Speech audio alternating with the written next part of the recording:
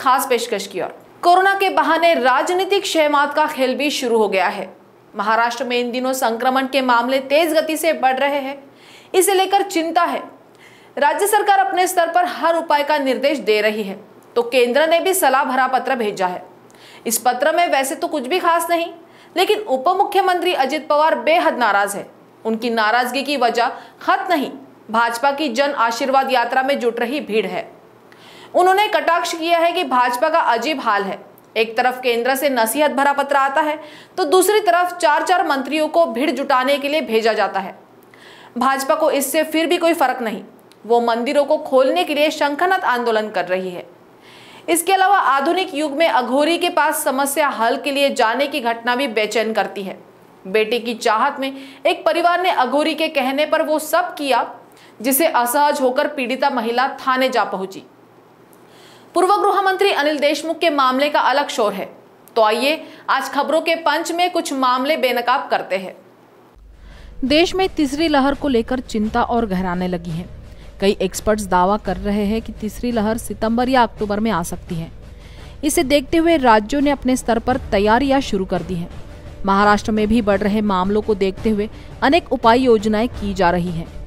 क्षेत्रीय स्तर पर विभिन्न टीमों के माध्यम से लोगों को सतर्क किया जा रहा है। सरकारी स्तर पर फिलहाल बेड की संख्या बढ़ाई जा रही है। दूसरी लहर की अपेक्षा 2 गुने से ज्यादा बेड के प्रस्ताव जिला में सिविल सर्जन को भेजे गए हैं। ऑक्सीजन रिफिलिंग प्लांट की संख्या भी लगातार बढ़ाई जा रही है। बीएमसी के अतिरिक्त नगर आयुक्त सुरेश काकानी ने कहा कि संभावित तीसरी लहर के लिए 30,000 बेड तैयार किए जा रहे हैं। चेंबूर और महालक्ष्मी में भी ऑक्सीजन रिफिलिंग प्लांट लगाए जाएंगे, ताकि शहर में कोविड रोगियों को गैस की कमी ना हो। काकानी ने यह भी कहा कि अलग अलग बड़े मेकशिफ्ट अस्पताल तैयार किए जा रहे हैं। प्रदेश के अन्य भागों से भी युद्ध स्तर पर तैयारियों की जानकारी मिल रही है।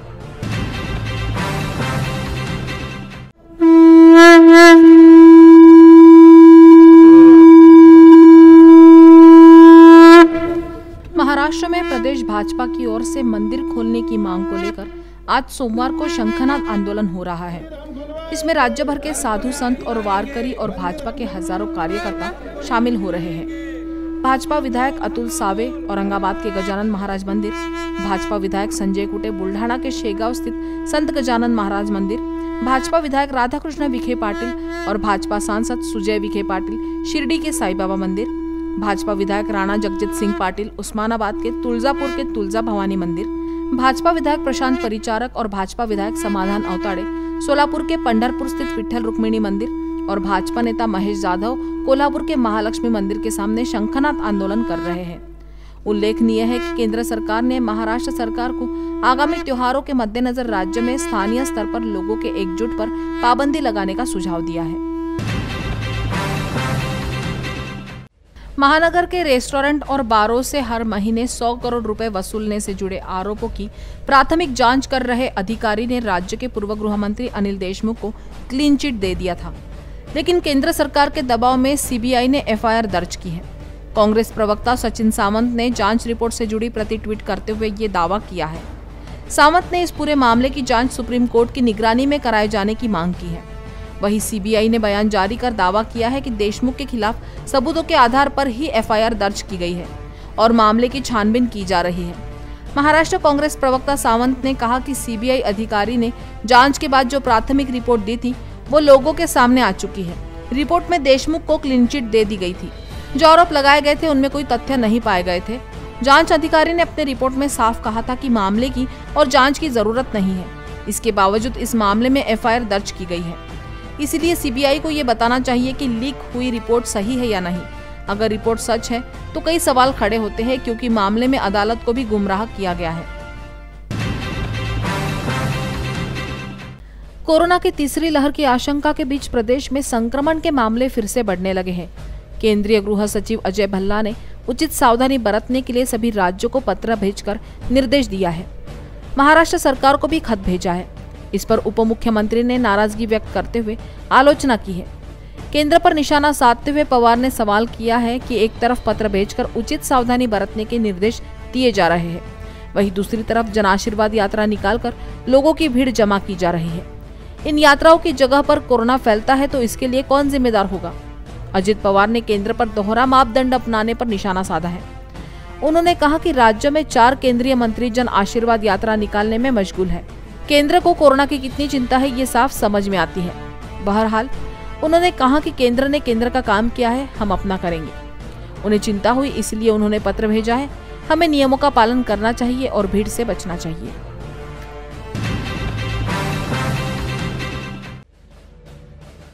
खेड़ तालुका के खालुमरे में वंश के लिए अघोरीपन की घटना सामने आई है। यहाँ का एक परिवार कुछ महीनों से काफी परेशान था। वजह थी शादी के बाद घर में हुई 2 बेटियां। पूरा परिवार परेशान था। वंश चलाने के लिए उन्हें बेटा ही चाहिए था, इसलिए वह हर उपक्रम करने को तैयार थे। महिला को परिवार के सदस्य हमेशा ताना मारा करते थे। इसी बीच कुछ लोगों के कहने पर उन्होंने अघोरी की शरण ली। पति और सास दोनों ने मावल तालुका के कामशेत के एक ढोंगी बाबा के पास पीड़ित महिला को लेकर गए थे। ढोंगी बाबा के पास महिला को बिठाया गया। बाबा ने हाथ की कौड़ी जमीन पर रखकर मंत्र पढ़कर उसे हाथ पर रख दिया। बेटा होने के लिए महिला को भस्म खाने के लिए दिया और कुछ भस्म कागज में बांध कर दिया। ढोंगी बाबा के कहने के अनुसार पति और सास ने महिला को निर्वस्त्र किया। इसके बाद शिकायतकर्ता के शरीर पर भस्म और हल्दी कुमकुम लगाया गया। महिला काफी घबरा गई। किसी तरह भागकर खेड़ तालुका में महालुंगे पुलिस चौकी पहुंची और घटना की शिकायत की। पुलिस ने आरोपियों के खिलाफ जादू टोना प्रतिबंधक कानून की धारा 3 के अनुसार छेड़छाड़ का केस दर्ज कर लिया है। मुश्किल हालात टलने का नाम नहीं ले रहे हैं। महामारी के अलावा प्राकृतिक आपदा से लोग हलाकान हैं। उत्तराखंड में बादल फटने से भारी तबाही की खबर है, तो कोरोना की तीसरी लहर की आहट और केरल में बढ़ते मामलों के कारण लोग खौफ में हैं। सरकार हर संभव सावधानी बरतने की अपील कर रही है। यहां तक कि केरल में अब लॉकडाउन की सलाह भी केंद्र ने दी है। इस बीच उत्तर प्रदेश के अनेक इलाकों में रहस्यमय वायरल ने बच्चों को चपेट में लेना शुरू कर दिया है। छटपटाहट और बेबसी का आलम अस्पतालों में साफ दिखाई दे रहा है। 24 घंटों के अंदर अकेले फिरोजाबाद जिले में 12 और बच्चों की मौत हो गई है। परेशानी यह है कि ग्रामीण क्षेत्रों में निजी अस्पतालों और घर पर मरने वालों का कोई रिकॉर्ड नहीं है। इसके अलावा राजनीतिक खींचतान भी जारी है। छत्तीसगढ़ में भाजपा चिंतन शिविर में रणनीति बनाने जा रही है, तो पंजाब में कैप्टन कुल और जोशीले सिद्धू की अदावत कांग्रेस पर ही भारी पड़ने लगी है। कोरोना की तीसरी लहर की आशंका के बीच उत्तर प्रदेश के आगरा, मथुरा, फिरोजाबाद समेत 6 जिलों में रहस्यमयी वायरल का कहर जारी है। 24 घंटों के अंदर सिर्फ फिरोजाबाद जिले में 12 और बच्चों की मौत हो गई। पश्चिमी उत्तर प्रदेश के कुछ हिस्सों में तेज वायरल बुखार ने पिछले एक सप्ताह के अंदर 40 बच्चों सहित 68 लोगों की जान ले ली है। आगरा, मथुरा, मैनपुरी, एटा और कासगंज जिलों से बड़ी संख्या में इस तरह के तेज वायरल बुखार के मामले सामने आ रहे हैं। सबसे ज़्यादा फिरोजाबाद जिला प्रभावित है। स्वास्थ्य अधिकारियों ने बताया कि पूर्वी यूपी से भी वायरल बुखार के कुछ मामले सामने आए हैं। ग्रामीण इलाकों में स्थिति बुरी तरह प्रभावित होने के कारण कई मरीजों को आगरा और अन्य शहरों में ट्रांसफ़र किया जा रहा है। स्वास्थ्य विभाग की टीमें भी दवा लेकर ग्रामीणों तक पहुंच रही है, लेकिन ग्रामीण क्षेत्र में निजी अस्पतालों और घर पर मरने वालों का कोई रिकॉर्ड नहीं है।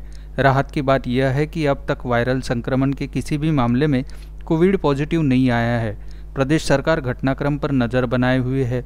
पल पल के आंकड़े इकट्ठा किए जा रहे हैं।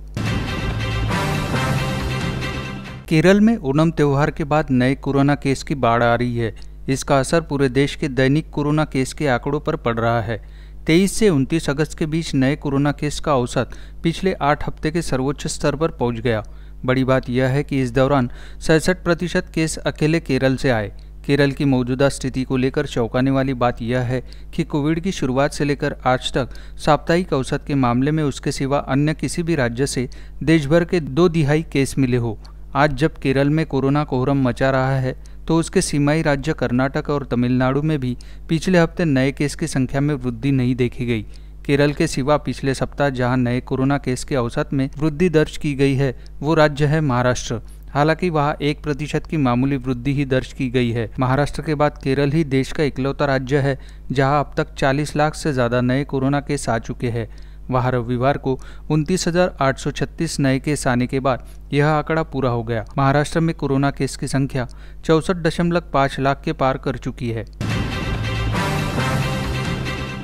छत्तीसगढ़ में सीएम पद के लिए छिड़ी कांग्रेस में अंदरूनी दरार का बीजेपी अगले विधानसभा चुनाव में फायदा उठाने का प्लान बना रही है।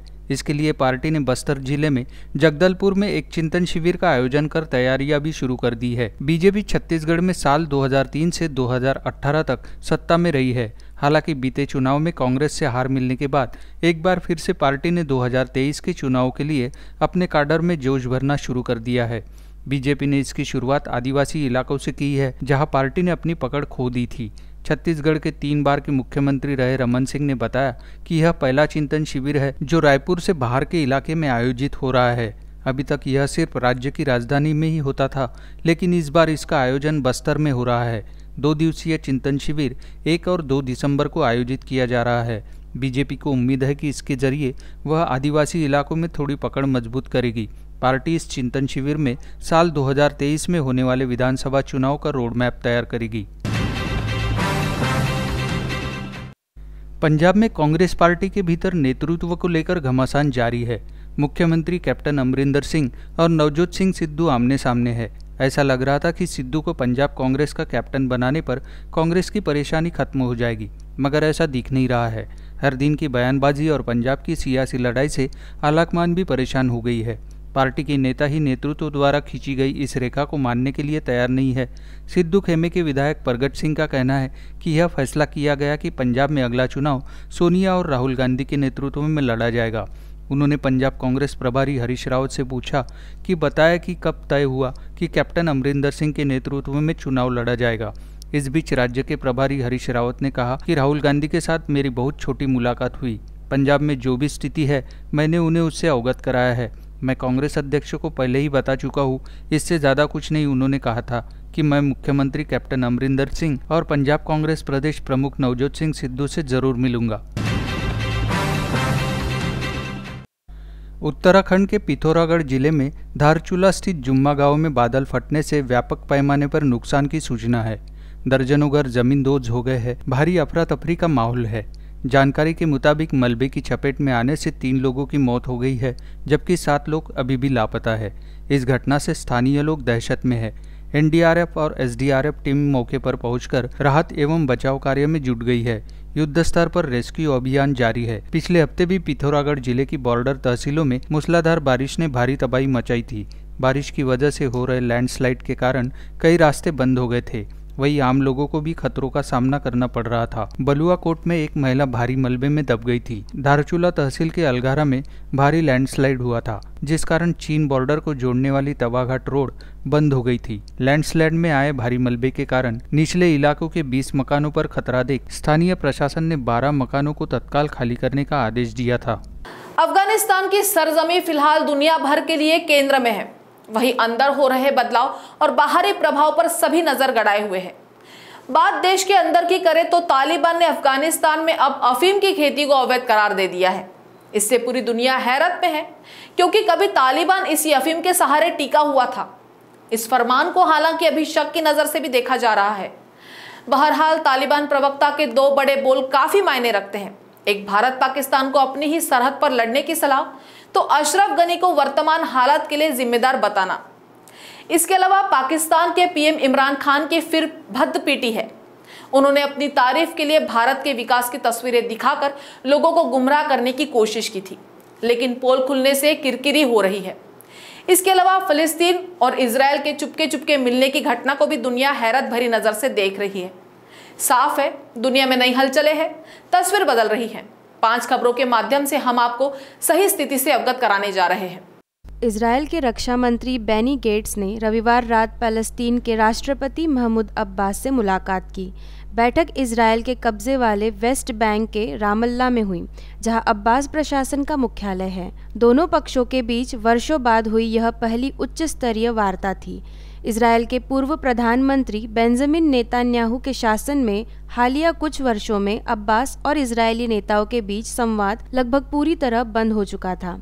ऐसे में गेट्स और अब्बास के बीच हुई बातचीत को रुख में बदलाव के संकेत के रूप में देखा जा रहा है। गेट्स ने अब्बास से कहा कि इजराइल पैलेस्टीन की अर्थव्यवस्था को मजबूत करने के लिए हर संभव कदम उठाएगा। बता दें कि वेस्ट बैंक में अब्बास के प्रशासन वाले स्वायत्त क्षेत्रों की अर्थव्यवस्था इजराइल पर निर्भर है। इजराइल ने सुरक्षा कारणों का हवाला देते हुए कई पाबंदियां लगा रखी है, जिससे पैलेस्तीनी क्षेत्र की अर्थव्यवस्था बुरे दौर से गुजर रही है।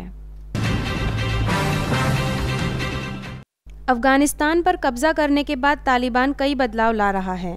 इसी में एक अहम बदलाव है कि अफीम की खेती पर रोक लगाना। तालिबान ने अफगानिस्तान के कई गांवों में ये फरमान किसानों को सुना दिया है कि अब वह अफीम की खेती न करें, क्योंकि इस देश में बैन किया जा रहा है।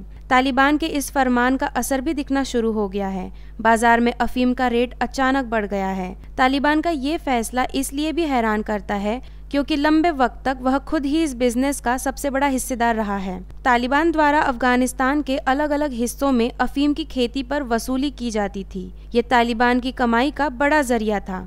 लोगों में तालिबान के इस नए फैसले को लेकर नाराजगी है, लेकिन उनके सामने कोई रास्ता भी नहीं है। अमेरिका ने भी लंबे वक्त तक अफगानिस्तान में अफीम की खेती को कम करने की कोशिश की थी, लेकिन वो सफल नहीं हो पाया था। अफगानिस्तान से बड़ी मात्रा में अफीम दूसरे देशों में सप्लाई किया जाता है। पाकिस्तान की इमरान खान की सरकार को पाकिस्तान में 3 साल पूरे हो गए हैं। ऐसे में इमरान खान पाकिस्तान में यह साबित करना चाहते थे कि उनकी सरकार के शासन के दौरान बहुत विकास हुआ है। उनके शासन में पाकिस्तान ने नई ऊंचाई छुई है।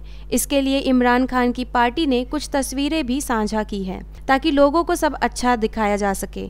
लेकिन इन तस्वीरों को शेयर करने के दौरान इमरान खान की पार्टी से एक बड़ी गलती हो गई। दरअसल उनकी पार्टी ने जो तस्वीरें शेयर की है, उन्हें लेकर पाकिस्तान मुस्लिम लीग एन की सांसद मरियम औरंगजेब ने इमरान खान की पोल खोल दी है। उन्होंने ट्वीट करके जानकारी दी है कि इन तस्वीरों में कई तस्वीरें भारत की है, जिनका इस्तेमाल इमरान खान ने लोगों को बेवकूफ बनाने के लिए किया है। मरियम औरंगजेब ने ट्वीट किया है, ब्रेकिंग न्यूज, इमरान साहब ने 3 साल के अपनी सरकार के प्रदर्शन को दिखाने के लिए भारतीय वेबसाइट की तस्वीरों को शेयर किया है। इमरान खान साहब को मसीहा दिखाने की सूचना मंत्रालय की करोड़ों की कल्याण योजना पोर्टलों भारतीय वेबसाइट की चोरी की गई तस्वीरों पर आधारित है। तालिबान नेता शेर मोहम्मद अब्बास स्टैनिक्ज़ाई ने भारत और पाकिस्तान के संबंधों को लेकर बड़ा बयान दिया है। उन्होंने कहा कि भारत और पाकिस्तान को अपने आंतरिक मामलों में अफगानिस्तान का इस्तेमाल नहीं करना चाहिए। पाकिस्तान के साथ मिलकर भारत को निशाना बनाने की आशंकाओं के बारे में पूछे जाने पर उन्होंने कहा कि मीडिया में जो कुछ खबरें आती है उनमें से कई गलत भी होती है। हमने कभी ऐसा बयान नहीं दिया और न ही हमारी तरफ से ऐसा कोई संकेत दिया गया है। हमें उम्मीद है कि वे अफगानिस्तान को अपने आंतरिक मामले में इस्तेमाल नहीं करेंगे। उनके बीच एक लंबी सीमा है। दोनों देश अपनी सीमा पर लड़ सकते हैं। हम किसी भी देश को अपनी ज़मीन का इस्तेमाल इसके लिए नहीं करने देंगे। प्रवक्ता ने कहा, पिछले 20 सालों में हमने यही चाहा है कि भारत जैसे दुनिया के तमाम देश अफगानिस्तान के लोगों के साथ अपने संबंध रखें। तालिबान के प्रवक्ता सुहेल शाहीन ने अफगान राष्ट्रपति अशरफ गनी को 15 अगस्त के बाद देश में फैली अराजकता के लिए जिम्मेदार ठहराया है और कहा है कि उन्होंने अचानक सरकार को छोड़कर गलती की। प्रवक्ता ने कहा कि 15 अगस्त को जब तालिबान काबुल में शांतिपूर्ण तरीके से सत्ता परिवर्तन करने के लिए आगे बढ़ रहा था और उसके लड़ाके काबुल के बाहर इंतजार कर रहे थे, तब अचानक अशरफ गनी देश छोड़कर भाग गए। गनी ने अचानक सत्ता छोड़कर गलती की, जिसकी वजह से अचानक निर्वात पैदा हो गया और जगह जगह फायरिंग, लूटपाट जैसी घटनाएं हुई। अशरफ गनी के अपने साथ भारी मात्रा में पैसे लेकर भागने के सवाल पर प्रवक्ता ने कहा कि अगर वह कुछ भी ऐसा अपने साथ लेकर गए हैं जो उनका नहीं है, तो उन्हें उसे अफगानिस्तान को वापस कर देना चाहिए। दूसरी तरफ अफगानिस्तान के सरकारी खजाने से 12 अरब रुपए लेकर फरार होने के आरोपी अफगानिस्तान के निर्वासन में जीवन बिता रहे राष्ट्रपति अशरफ गनी ने कहा कि आरोप बेबुनियाद है। तो देश, प्रदेश, विदेश के खास खबरों में आज इतना ही। आपसे फिर मुलाकात होगी, तब तक बने रहिए वीकेबी न्यूज़ के साथ। नमस्कार।